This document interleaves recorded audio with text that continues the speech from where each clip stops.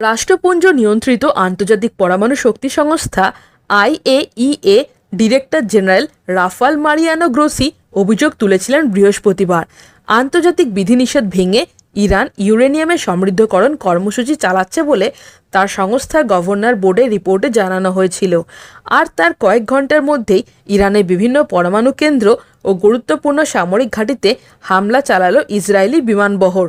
ইরানের নজরদারি এড়িয়ে ইসরায়েলি বায়ুসেনার অপারেশন রাইজিং লায়ন তছনছ করে দিয়েছে ইরানের অন্তত 6টি পরমাণু ও সামরিক কেন্দ্র।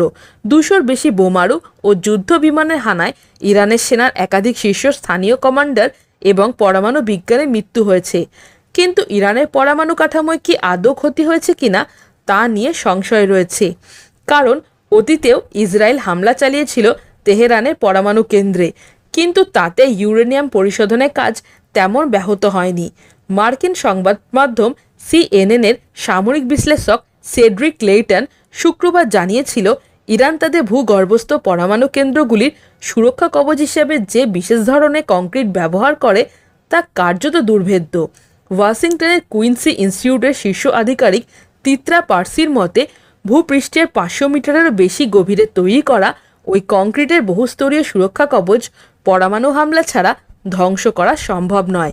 ইউরেনিয়ামের সমৃদ্ধকরণ কর্মসূচি চালিয়ে যাওয়ার ছাড়পত্র না পাওয়া পর্যন্ত ইরান পরমাণু চুক্তি সই করতে রাজি হবে না বলে বুধবার ইঙ্গিত দিয়েছিল ট্রাম্প। ঘটনাচক্রে আগামী রবিবারই পরমাণু চুক্তি নিয়ে ওয়াশিংটন তেহরান 6ষ্ঠ দফার বৈঠক হওয়ার কথা ছিল। তার 72 ঘন্টা আগে হামলা চালিয়ে তেল আভিভ পরিস্থিতি ঘোরালো করে তুলল বলে মনে করেছে অনেকে। ট্রাম্প অবশ্য শুক্রবার ইরানের সর্বোচ্চ ধর্মীয় নেতা আয়াতোল্লাহ আলী খামেনেই এবং প্রেসিডেন্ট মাসুদ পেজেকশিয়ানকে হুঁশিয়ারি দিয়েছেন, পরমাণু চুক্তি সই করে ইউরেনিয়াম পরিশোধন কর্মসূচি বন্ধ না করলে আরও ভয়ঙ্কর হামলার মুখে পড়তে হবে বলে জানিয়েছেন মার্কিন প্রেসিডেন্ট। তবে সেই সঙ্গে তিনি কার্যত স্বীকার করে নিয়েছেন, ইরান এখনও পরমাণু বোমা তৈরি করতে পারেনি। বস্তুত একই কথা বলা হয়েছে আইএইএর রিপোর্টেও। সাধারণভাবে পরমাণু বোমা তৈরি করতে গেলে 90% পরিশুদ্ধ ইউরেনিয়াম প্রয়োজন। এখনও তেহরানে সেই দক্ষতা অর্জন করতে পারেনি বলেই আইএইএর পর্যবেক্ষকদের মত। তবে 42 কিলোগ্রাম 60% সমৃদ্ধ ইউরেনিয়াম ব্যবহার করে কম ক্ষমতাসম্পন্ন পরমাণু বোমা বানানো সম্ভব, কিন্তু তার থেকে পরমাণু তেজস্ক্রিয়তা ছড়ানোর আশঙ্কা থাকে। চলতি বছরের 8ই ফেব্রুয়ারি পর্যন্ত ইরান প্রায় 275 কিলোগ্রাম 60% পরিশুদ্ধ ইউরেনিয়াম তৈরির কাজে সফল হয়েছে। এর আগে গত নভেম্বরে আইএইএর রিপোর্টে বলা হয়েছিল, তেহরানের হাতে 92.5 কিলোগ্রাম 60% পরিশুদ্ধ ইউরেনিয়াম রয়েছে। তাছাড়া পশ্চিম এশিয়ার কয়েকটি সংবাদ মাধ্যমের দাবি, পরমাণু সেন্ট্রিফ্রেজ, যা অস্ত্র নির্মাণের কাজে ব্যবহৃত হতে পারে, তৈরির কাজেও সাফল্য পেয়েছে ইরান। তেহরানের তরফে অবশ্য বারবারই জোর দিয়ে দাবি করা হয়েছে যে তাদের পারমাণবিক কর্মসূচি শুধুমাত্র বিদ্যুৎ উৎপাদন এবং অন্যান্য শান্তিপূর্ণ উদ্দেশ্যেই পরিচালিত হচ্ছে। তবে এসব যুক্তিতে চিড়ে ভেজেনি। এই আবহে ইসরায়েলি হামলার পরে শুক্রবার পেজেকশিয়ান পাল্টা হুঁশিয়ারি দিয়ে বলেছেন, এই কাহিনীর শেষ অধ্যায়টা কিন্তু আমরাই লিখব। ইরানের ধর্মীয় এবং সাংস্কৃতিক রাজধানী হিসেবে পরিচিত কোম শহরের জামকারান মসজিদের চূড়ায় জুম্মার নামাজের পর লাল পতাকা তুলে কার্যত যুদ্ধ ঘোষণা করে দেওয়া হয়েছে। এই পরিস্থিতিতে পশ্চিম এশিয়ার মোতায়েনে মার্কিন সেনাঘাঁটিগুলির নিরাপত্তা নিয়ে যে ওয়াশিংটন উদ্বিগ্ন, মার্কো শুক্রবারের বক্তৃতাতেও তা স্পষ্ট। তাৎপর্যপূর্ণভাবে বুধবার পরমাণু চুক্তি নিয়ে আমেরিকাকে পাল্টা হুঁশিয়ারি দিয়ে প্রতিরক্ষা মন্ত্রী আজিজ নাসির জাদে বলেছেন, পশ্চিম এশিয়ার সবগুলি মার্কিন সেনাঘাঁটি কিন্তু আমাদের নাগালে রয়েছে। যে পরমাণু চুক্তি সইয়ের জন্য এখন ট্রাম্প প্রকাশ্যে হুঁশিয়ারি দিচ্ছেন, ঘটনাচক্রে মার্কিন প্রেসিডেন্টস পদে প্রথমে মেয়াদে ইরানের সঙ্গে সেই চুক্তি বাতিল করেছিল তিনি স্বয়ং। 2015 সালে তৎকালীন মার্কিন প্রেসিডেন্ট বারাক ওবামার জমানায় ইরানের সঙ্গে 3 বছরের পরমাণু নিরস্ত্রীকরণ চুক্তি করেছিল 6 শক্তিধর রাষ্ট্র: ব্রিটেন, ফ্রান্স, রাশিয়া, জার্মানি, চীন এবং আমেরিকা। চুক্তির নাম ছিল giant comprehensive plan of action. তাতে স্থির হয়, ইরান পরমাণু অস্ত্র তৈরি বন্ধ রাখলে তেহরানের ওপর বসানো আর্থিক নিষেধাজ্ঞা তুলে নেবে রাষ্ট্রপুঞ্জ, আমেরিকা এবং অন্যান্য কয়েকটি দেশ। সব পক্ষই তা মেনে নিয়েছিল। অথচ 2018 একতরফাভাবে সেই চুক্তি ভেঙে বেরিয়ে এসেছিলেন ট্রাম্প। সে সময় তিনি বলেছিলেন, এই পরমাণু চুক্তি ওবামার ভুল পদক্ষেপ, এর ফলে আমেরিকার কোনো সুবিধা হয়নি, উল্টে লাভ হয়েছে ইরানের। এরপর গত বছরের শেষে IAEA এর একটি রিপোর্টে বলা হয়, ফের ইউরেনিয়ামের সমৃদ্ধকরণ কর্মসূচি শুরু করেছে ইরান। তাদের কাছে 60% বিশুদ্ধ ইউরেনিয়াম রয়েছে। এরপরেই নড়েচড়ে বসেছে বিশ্বের শক্তিধর দেশগুলি। ব্রিটেন, ফ্রান্স ও জার্মানি নিরাপত্তা পরিষদে খোলা চিঠি পাঠিয়ে জানিয়ে দেয়, প্রয়োজনে ইরানের পরমাণু অস্ত্রধর দেশ হয়ে ওঠা আটকাতে তারা সব ধরনের আন্তর্জাতিক নিষেধাজ্ঞা ফিরিয়ে আনতে প্রস্তুত। আর ট্রাম্প মার্চের গোড়ায় খামেনকে চিঠি পাঠিয়ে বৈঠকে বসে পরমাণু চুক্তির খসড়া চূড়ান্ত করার জন্য 2 মাসের চরম সময়সীমা বেঁধে দিয়েছিলেন তিনি।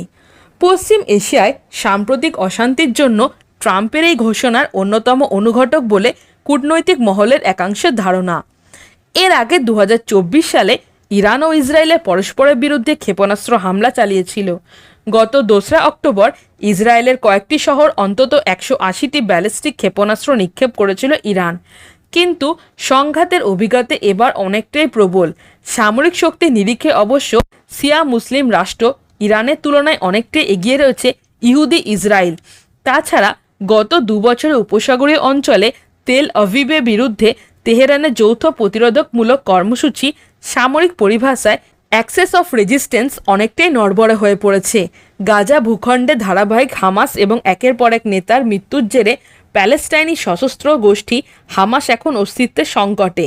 লেবাননের শিয়া সশস্ত্র গোষ্ঠী হিজাবুল্লাহ ইসরায়েলি সেনার আগ্রাসনে কোণ ঠাসা হয়ে সমঝোতার পথে হাঁটতে বাধ্য হয়েছে।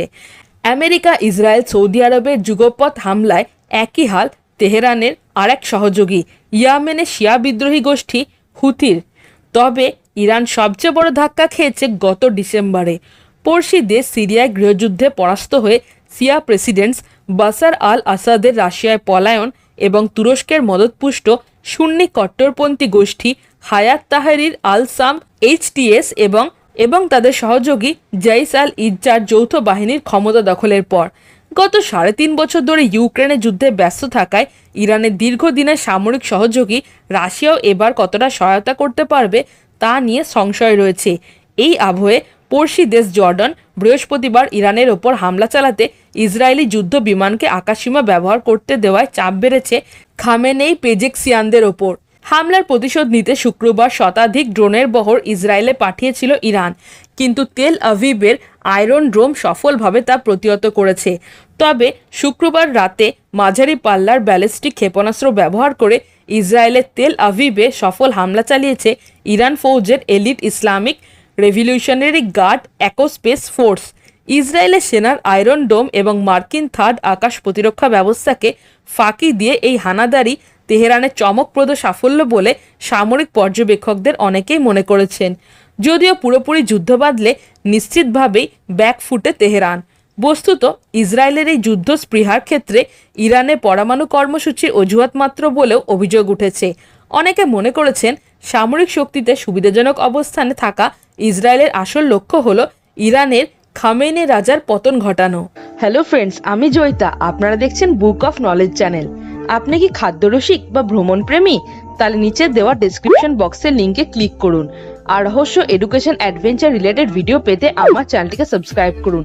ভালো লাগলে অবশ্যই লাইক, কমেন্ট আর বন্ধুদের সাথে শেয়ার করুন। তো বন্ধুরা, আজকে আমার টপিক ভালো লেগে থাকলে চ্যানেলটিকে like, comment, share and subscribe করতে ভুলো না।